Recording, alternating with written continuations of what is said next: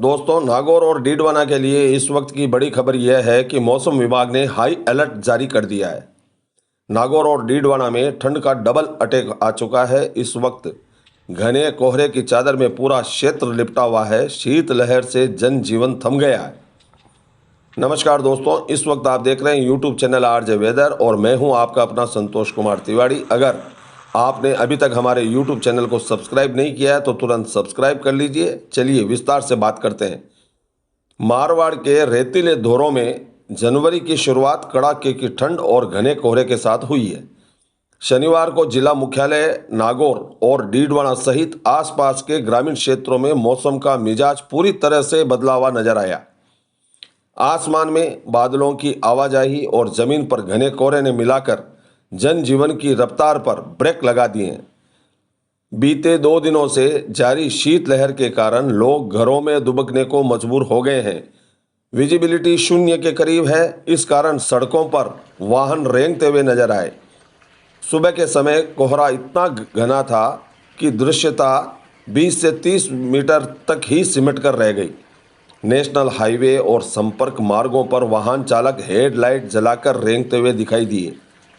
कोहरे ने न केवल लंबी दूरी की बसों और ट्रकों की गति कम की, बल्कि सुबह जल्दी स्कूल जाने वाले बच्चों और दफ्तर निकलने वाले लोगों को भी भारी परेशानियों का सामना करना पड़ा।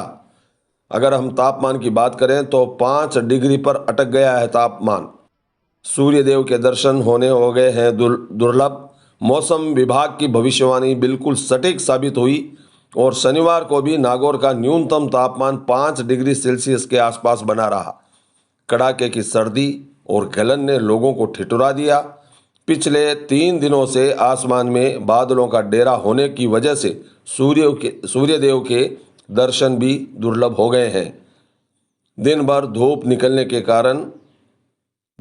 निकलने के कारण दिन के तापमान में भारी गिरावट दर्ज की जा रही है, जिससे कोल्ड डे जैसी स्थिति बनी हुई है।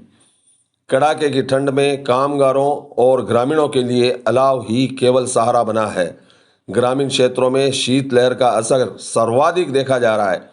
सुबह सुबह अपने काम पर निकलने वाले श्रमिक और चरवाहे जगह जगह पर अलाव यानी तापना जलाकर सर्दी से राहत पाने की कोशिश करते हुए नजर आ रहे हैं। चौराहों और बस स्टैंडों पर चाय की चुस्कियों के साथ लोग मौसम की चर्चा करते हुए भी नजर आ रहे हैं। कड़ाके की ठंड में मजदूरों की दिहाड़ी और बाजार की रौनक पर भी आंशिक असर पड़ा है। वैसे रबी की फसलों के लिए यह मौसम अमृत है। जहां एक और आम जनजीवन प्रभावित हुआ है, तो वहीं कृषि विशेषज्ञों का मानना है कि यह कड़ाके की ठंड और कोहरे में रबी की फसलों विशेषकर गेहूं, सरसों और चने के लिए बहुत ही फायदेमंद है। हल्की नमी और गिरता तापमान फसलों में फुटाव और दाने बनने की प्रक्रिया में बहुत सहायक होता है। हालांकि पाला पड़ने की आशंका देखते हुए किसान अपनी फसलों की निगरानी भी बढ़ा रहे हैं। तो दोस्तों, हम आपसे यही अपील करते हैं, अनावश्यक रूप से घरों से बाहर ना निकलें। फिर भी घरों से बाहर निकलते समय गर्म कपड़े पहनकर ही और सर्दी के पूरे साधन करके ही निकलें। इस खतरनाक मौसम में आप अपना, बच्चों का और बुजुर्गों का विशेष ध्यान रखें। दूसरे लोगों को भी सतर्क करते रहें और मिलते हैं अगली नई ताज़ा जानकारी के साथ। तब तक के लिए धन्यवाद।